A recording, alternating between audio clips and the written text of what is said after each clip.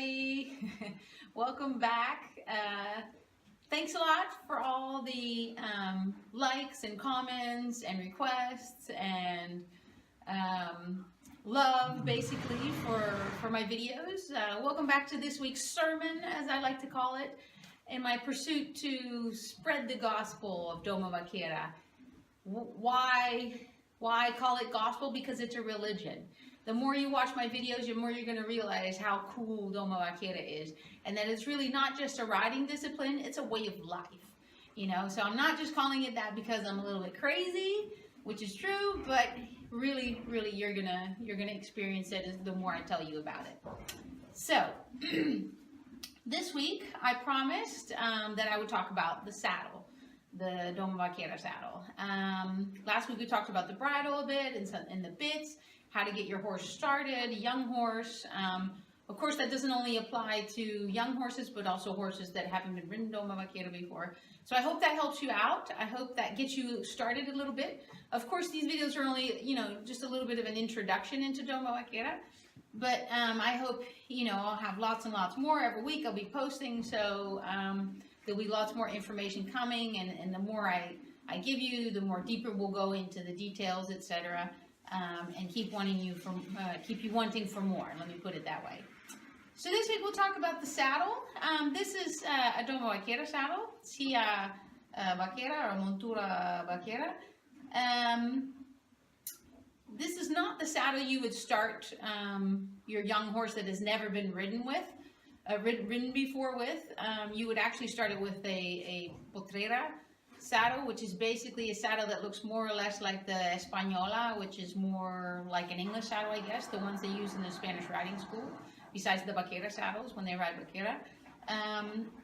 It differs from the Española because it has a canvas bottom, just like the Vaquera saddle does. So that's a much lighter saddle, much easier saddle to introduce, just for that young horse that has never had something on their back before and thinks, if you put a Vaquera saddle on, for sure they think there's a cougar on their back, so considering the weight and everything. So the Vaquera saddle actually, it looks quite old in its design, and it is, because it hasn't changed really for hundreds of years. It originated from the old Arabian saddles because, the Doma Vaquera, the riding that came from Iberia, which was much influenced. I won't go into all the details of the history. It was much influenced by the Arabic riding. So if you would look at pictures of Arabic saddles, they're actually quite similar. Now, the Doma Vaquera saddle, I should say, sorry, is really made for riding all day. So a lot of the elements are made for that reason, for the fact that you would ride all day in the countryside, on the campo, and your horse should be able to take it all those hours in the saddle, and you should be able to take it. So that's what's really behind a lot of the elements that it's made of. So I'm going to try to talk about the different pieces, the different parts. I've also taped a little piece on the riding. I'm not actually riding, but it's more to explain how to sit and everything. So it's super interesting. So if we just start out with all the different elements, the way the saddle is made is it's actually technically quite flexible, even though you wouldn't think so because of the weight and the rigidity when you hold it. But it actually starts out as just a cotton pad. And in that cotton, they fill it with horsehair or goat hair. And that's basically your starting point. And what they do is they sew ribs into it. And from that, they actually connect two pieces. So you have a piece it's not too flexible because that wouldn't be good for your horse's back. But it's also not too rigid because it should still be comfortable for you and for the horse. So that's the actual base. And onto that base, they actually connect the front part, the knob. I know all you British are going to be laughing at me now. The knob or the pommel, whatever you want to call it. This triangle here at the front, and the back piece, this support piece. Because you know, with all the exercises and unexpected movements, actually not so much exercises that you would do in the countryside when you're riding with the cattle, you really need a saddle that gives that support. So that kind of creates the frame of the saddle. So you have that like triangle at the front, and you have your support at the back with your curve here at the back. So when you actually order a saddle and buy a saddle like this, if you order it from a good saddle maker that makes vaquera saddles, they'll ask you for that front angle of your horse, so the withers of your horse. They're going to ask you for the curvature at the back as well. So, you know, what exactly is that angle or that curve in your horse's back. And what they'll also ask for is the point of the withers and the point of the hips. So then they kind of know how much, you know, sway your horse's back has, because what you don't want is that, you know, the back part would be, you know, pressing too much, because your saddle might be, you know, exaggerating now, but might be made a little bit like this. But say your horse is, or maybe more straight, but your horse is, you know, overbuilt in the back, so then that back piece will be pressing. So those are the kind of questions you'll get that you would have to submit and measure on your horse when you have a saddle made custom. This saddle was also made custom for Isolda. So that's kind of part of the construction. Then they actually cover that cotton pad start covering it with leather, and that creates, you know, more of the structure and makes it a little bit more rigid. Yet there's still some flexibility to it. On the bottom, they then actually create the surface that carries the saddle. So one of the things people say when they look at the vaquera saddle, they think, oh my God, according to, you know, saddle mastery criteria, this is the most, you know, unhealthy or unergonomic saddle you could put on a horse. Well, that's not totally true. And one of the things, you know, that really proves that is the fact that I very seldom, if you go to a good stable where they use good saddles and pay attention to that kind of stuff, I never see horses with back problems. The only horses I've seen in Spain with back problems were the ones that were ridden with English saddles. And why is that? So even though you think, oh my gosh, the saddle's so big, it's so long as well, one of the important things about the vaquera saddle, and I'm going to have to pick it up in a minute, is that it has a really big surface for carrying the weight. And this is really important. And that's what makes the saddle very comfortable. So if you see here, this is the bottom, the actual bottom. So as you can see, it has this shape here, like almost like a U, you would almost say. This is the surface that carries the saddle and you in the saddle. So that's quite important to know, because that distributes all the weight. So that makes the saddle, despite the fact that it's super heavy and looks kind of rigid, makes it much more comfortable for the horse and also for you, of course, because the way that the horse carries the saddle influences the way you can ride it as well. So it's not as unergonomic or uncomfortable as you would think, or not good for your horse, according to you know, English criteria for good saddles. Another thing to point out is what you see here. So basically we have our sheepskin on top. So after you have, you know, your cotton base, then they cover it with leather. I don't know if you can see that. So if you look under here, so these are those ribs I talked about. If you can see those lines here, not so much, I'm sorry. But there's these they cover that with the leather, and then you have basically your cotton, or sorry, your sheepskin cover here on the top. This also is made, you know, to make sure the saddle is super comfortable, because you have to be able to ride in it for hours and hours. I mean, we're not just taking our horse out riding for an hour and putting it back, you know, for training. No, you're riding in the field and you're herding the cattle, so you need to be able to be comfortable, not only comfortable, but also warm. I mean, contrary to what people think, it's not always warm everywhere in Spain all year round, so it's also quite warm. And what you also see here is what they call the manta estribera, and that's actually this wool blanket. In some cases it has a hole in the middle, because then it's basically made to protect you from all those unexpected weather conditions. So there's a hole in the middle here, so you could actually put it on as a poncho as well. So you normally wouldn't keep that on there for your daily use. I just put it on there to be able to explain actually what it is. But normally you would take that off. It's connected here with your two little leather straps on both sides. But you would take that off for daily use. Or what you also see sometimes is that they tie it up here double, so it's not really dangling around and getting in the way. So just to tell you a little bit more also about how you sit and how you would ride in the Doma Vaquera saddle. As you can see, and I'll explain that later when I actually have some footage of me sitting on the saddle outside with Isolda. It's not, there are very deep versions, but when you initially buy your saddle, it won't seem that deep at all. You can actually buy ones that are much more deep nowadays, but normally it would just shape to your body, basically. And of course, this riding, you know, Doma Vaquera is used or executed or done by the cowboys, by men. So the saddles would adapt quite quickly and you know, acquire that depth quite quickly, because men obviously are much more heavier than women.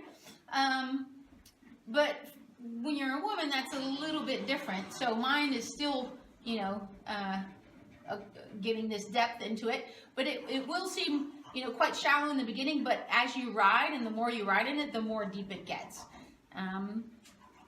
Another interesting part about this saddle, if we really compare it to modern saddles and English saddles, is the fact, and I hope you can see it, maybe I'll have to twist it a little bit here, scared all the horses in the barn, is that the stirrup straps, they start here. So if you consider an English saddle, you would expect, here's my girth, by the way, getting in the way, you would expect the stirrups to start here, right? This seems like the middle of the saddle and the middle of the seat. So you would expect the stirrups to start here, but no, they're quite far forward. And one of the things that I see a lot of people do when they buy a vaquera saddle is that they put the girth behind that, because they think, oh my gosh, those stirrups look really far forward, so my girth must go back, you know, in the middle of my horse. But that's not the case. When you buy one and you don't know where to put the girth, always put the girth in front of the stirrup strap. So here's the stirrup strap, and your girth goes under your sheepskin cover, and it goes back around under the stomach, of course. So always put that in front of the stirrup straps. So the stirrup straps are quite far forward. So I'll explain that later in the footage of me actually sitting on the saddle. But yeah, that makes your seat obviously different. You have your feet a little bit more towards the front, and actually kind of in a chair seat, because when you're sitting, you obviously want to sit shoulder, hip, heel. So because of the natural position of the stirrups, that makes it a little bit more difficult. So you're going to have to make sure that you correct your seat and make sure you ride, you know, sit correctly, and not just according to the way the saddle's made and the way it's putting you. But I'll talk about that more later. So the stirrups are, you know, quite far forward, so, you know, something to get used to. Another thing to point out, a lot of you may know, is the stirrups. So the stirrups are these big iron, they're like cowbells when you hear them. Ding, ding. They're like bells, like mountain, you know, the cows in the mountains wear, or the mares in Spain. So they're basically made out of iron. They rust too. I've oiled mine, but in Holland everything rusts horribly. In Spain, not so much. But these are actually there to protect you and the horse. So what you see is, you know, people don't really take too kindly to them because they're quite heavy, and like me, I have many bruises on my legs from carrying my saddle. But yeah, they are more authentic. I prefer to have an authentic saddle. The same, you know, goes for my whole saddle. You have versions that are lightweight. So it's not only the stirrups that make it heavy. A saddle in general is between like 7 or 12 kilos if you have an artisan saddle. This one's around that too, around 10 kilos. So you have the ones made of fiber. I personally don't prefer that. I like things more authentic. Also, you know, they've been making these saddles for hundreds of years. Why would we, you know, and with great success and comfort, etc., why would we change that just because, you know, we don't want to carry a heavy saddle? I don't mind. I would just rather carry the heavy saddle. But then what you see is the stirrups are made of PVC, of plastic. So I get it because they're heavy. They make bruises on your legs, but it does change the way you sit. Obviously, PVC is super light, so I don't know. It just gives some stability, I feel, to the way you put your feet in your stirrup when they're made out of iron. So I prefer iron, but you know, if you have back problems or anything, I can understand you might choose fiber. So, something else that I'll point out when I'm actually sitting on the shoulder and showing you is that because of that saddle, it's not so deep when you actually buy it new. You want to put a rolled up towel at the back of your seat, tuck it in here in between this, you know, the support piece and your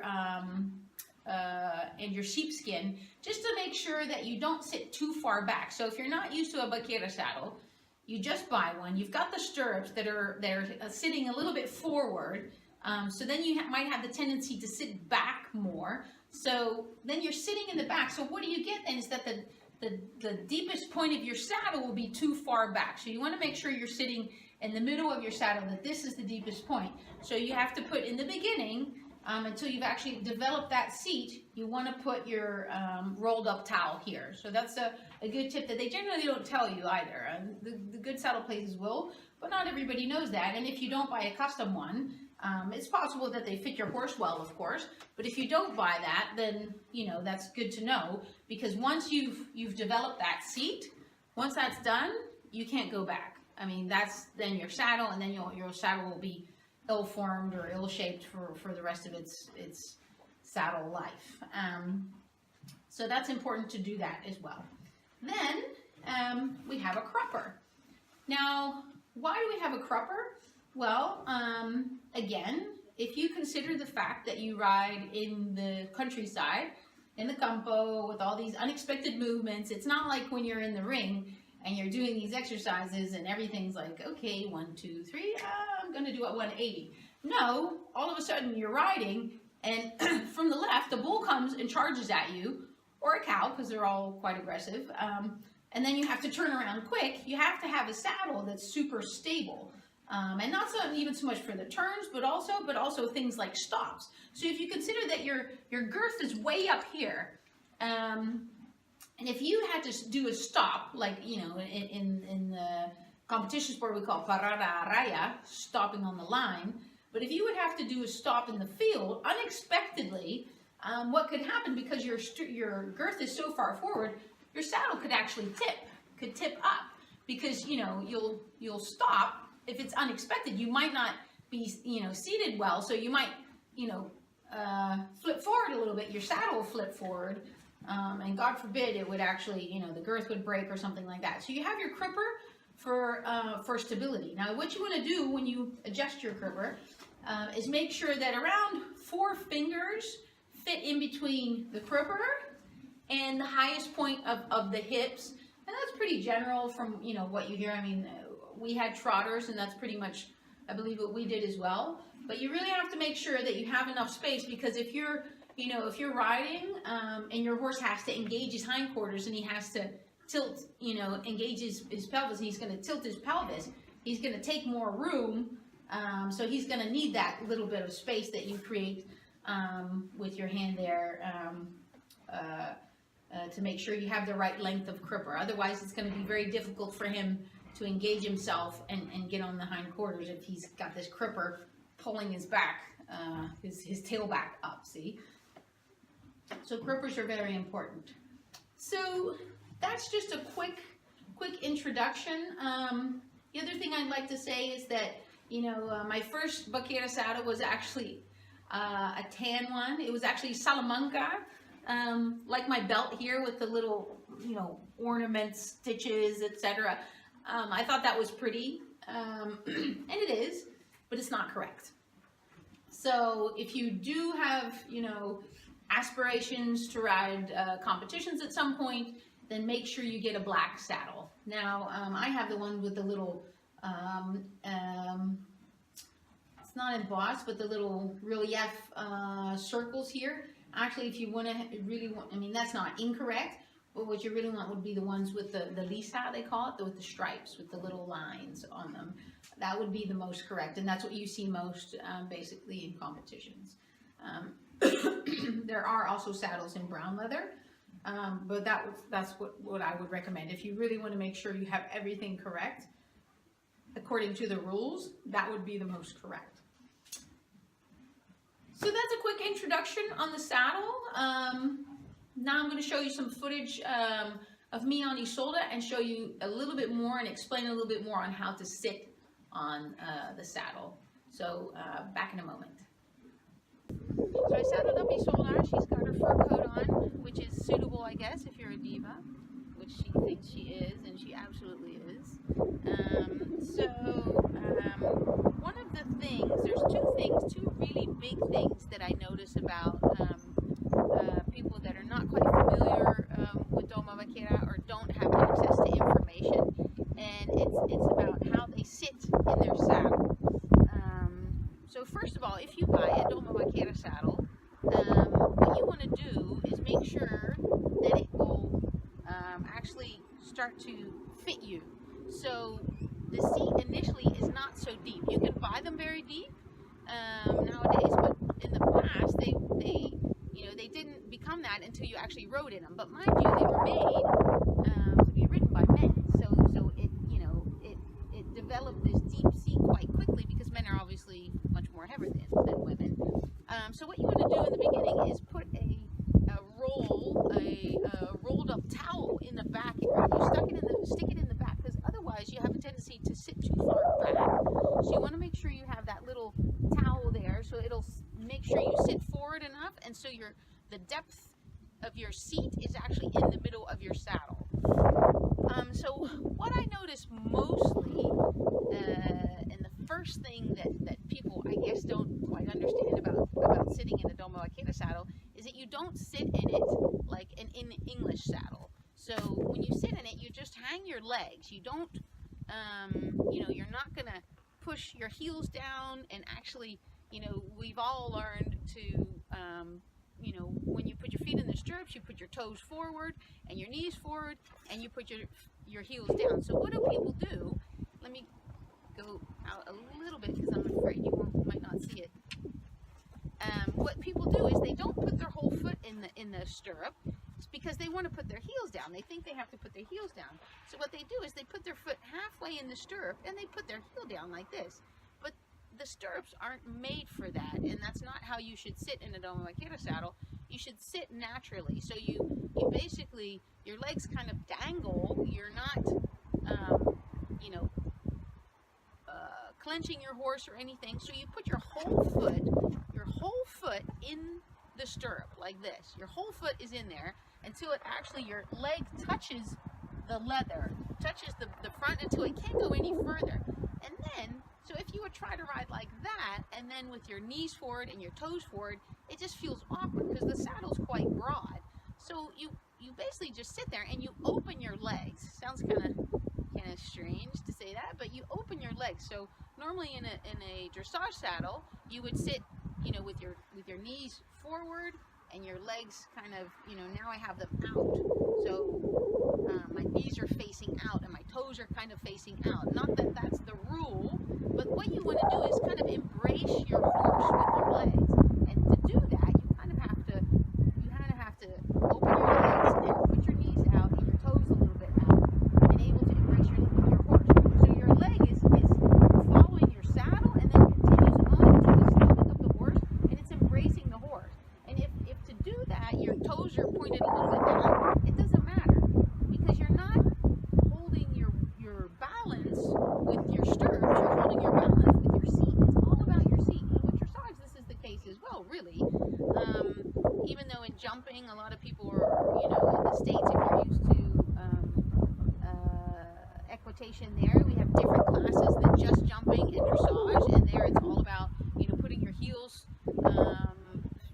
your weight through your heels and putting your heels down. You don't want to do that because the stirrup has a flat bottom. So you can't do this with your heels. If you do that, if you try to push, you're going to push yourself out of your saddle. So you just let your legs kind of dangle there. They just hang there and they embrace your horse and not too tight. And also remember that, Doma Vaquera horses are generally horses that are quite quick, quite fast, a little bit hot. That's what they prefer. So those are horses that you want to keep contact anyway, contrary to what a lot of people think. Slow horses, a lot of times they touch them all the time and they try to push them. And with fast horses, people keep their legs off. No, you want to keep your legs on because they're so sensitive, these horses. If you make movements and ask, if you use your aids, then it'll be too big, the difference. If you have your legs off and you ask for something, then it's going to be a big difference and the horses will overreact. So you want to keep your legs on your horse. So those are two main important things that you have to remember when you ride Doma Vaquera. And as I mentioned before, your stirrups, so if you see my stirrups, they're quite far forward. So normally a stirrup should kind of fall in the middle of the saddle. They're quite far forward. So that means when you put your foot in, you kind of have to put your feet back a little bit because you still want that main position, that shoulder, hip, heel. So you have to keep your feet a little bit back. But then again, if you're sitting correctly, because you have the same seat as you would have with dressage, you're sitting, 3 points. You're sitting on your seat bones and your pubic bone. But if you're doing that, your legs are going to fall like that anyway. So you want to make sure that you're still keeping that position. So don't put your feet forward like this, because what happens then is you push yourself back in your saddle, and if you have a newer saddle that isn't deep yet, you're going to create a wrong seat in your saddle. So you want to make sure you're sitting a little bit forward, you're sitting in the middle of your saddle, and you have your feet back like this.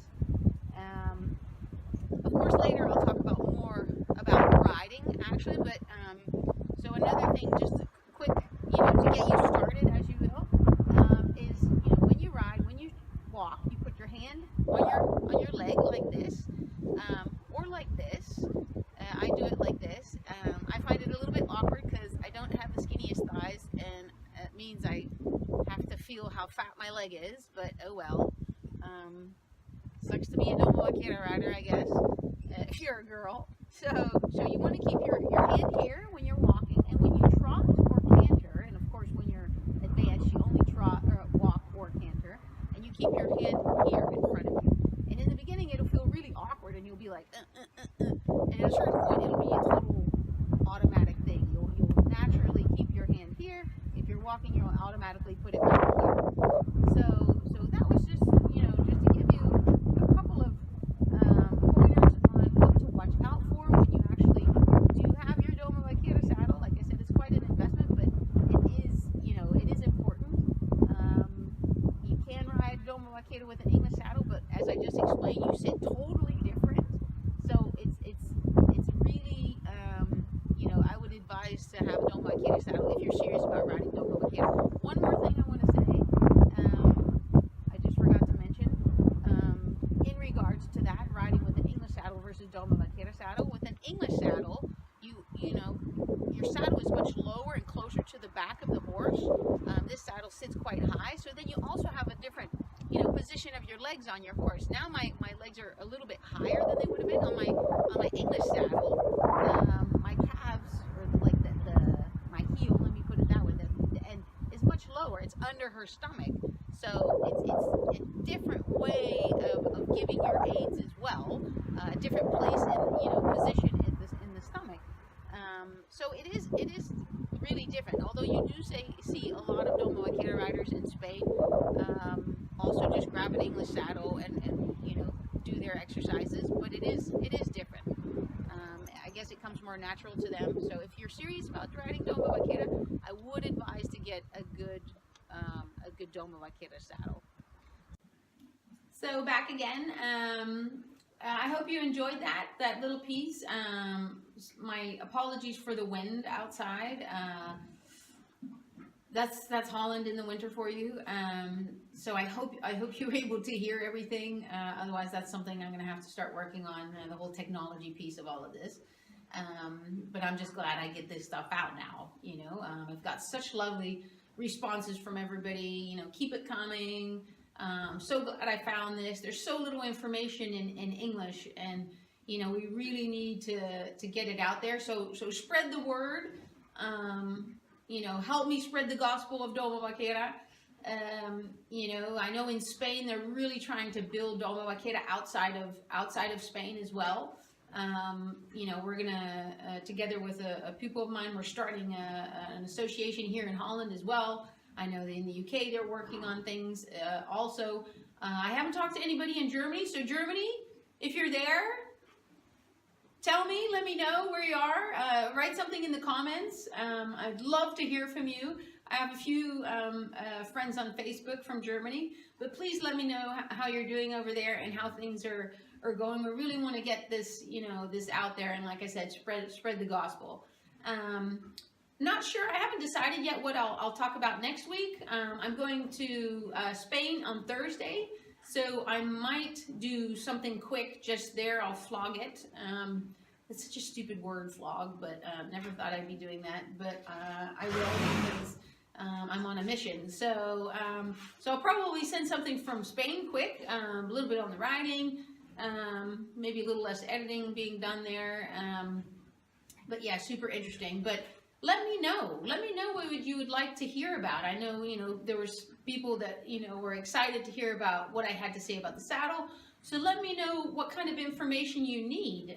Obviously the riding, I know, but is there anything else more about the tack that you'd like to know? Or, you know, I'll be talking also about the horses. What kind of horses? Doma Vaquera is meant for all breeds of horses, not just Andalusians. And I think that's one of our not problems, but in terms of spreading it outside of Spain, it's very much known by the people that have Andalusian horses. I have an Andalusian mare, PRE, Pura Raza Española, but you know, we want people to know that you can also ride Doma Vaquera with other horses, not only with Andalusians. A lot of people in Holland say, well, I can't do that because I don't have an Andalusian horse. Yes, you can.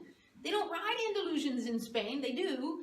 But not in competition, for example, or the only, you know, maybe in bullfighting, but those are different bloodlines. Those aren't the bloodlines that we get here very much, or outside of Spain. So there are a few, but the purebred Andalusian. So, you know, so there's so much opportunity there. So let me know what you'd like to hear about, and I will tell you. There's so much to tell. I mean, now I'm already talking too long. So next week, more to come from Spain. It's going to be beautiful. I'll show you Antonio Quinta's stables. Maybe we'll go out to the campo. I don't know. When I go there, I never know what we're going to do, but it's always awesome. So thank you for joining us again. Make sure you like us. Go to my page, Centauro. You know, send me your comments on either Centauro or on my YouTube channel, and we'll be back with more on demand next week.